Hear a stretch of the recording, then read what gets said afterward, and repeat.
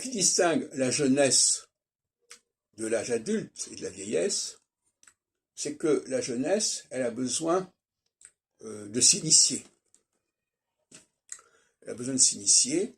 Il y a toutes sortes de pratiques, comme le jeu d'échecs par exemple, qui sont une initiation à la vie. Mais il faut bien comprendre que les valeurs de la jeunesse ne sont pas les valeurs de l'âge mûr. Qu'à l'âge mûr, on n'a pas besoin des processus qui sont nécessaires à la jeunesse, et inversement.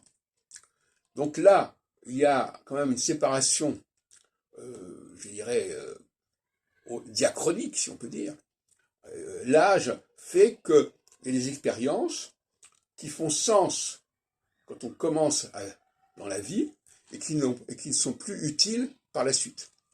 Parce qu'il y a des leçons qui ont été apprises, il y a des expériences qui ont été acquises, et donc à partir de ce moment-là, par exemple, je ne sais pas, écouter de la musique, par exemple, c'est quelque chose qui devrait être réservé à l'enfance. Parce que écouter de la musique devrait déboucher sur la création musicale. Et quand on est consommateur, on n'est pas producteur, et quand on est producteur, on n'est pas consommateur. Alors, normalement, l'enfant est dans la consommation, et l'adulte est dans la production. C'est comme ça que ça se passe, d'ailleurs.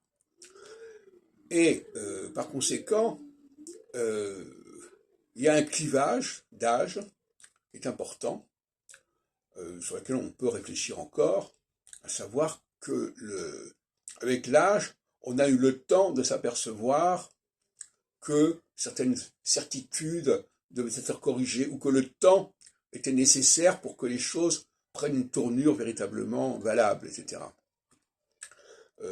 C'est une sagesse qui est à acquérir par la suite, mais en même temps, il faut reconnaître que la jeunesse a parfois une science infuse, elle accède à une sorte de vérité quelque part. Et donc, de ce côté-là, dans la jeunesse, on peut dire des choses extrêmement valables, extrêmement inspirées. Et en ce qui me concerne, par exemple, mes œuvres de jeunesse, comme Clé pour l'astrologie, qui est paru en 1976, me paraissent annoncer et déjà préfigurer ce que je vais faire par la suite.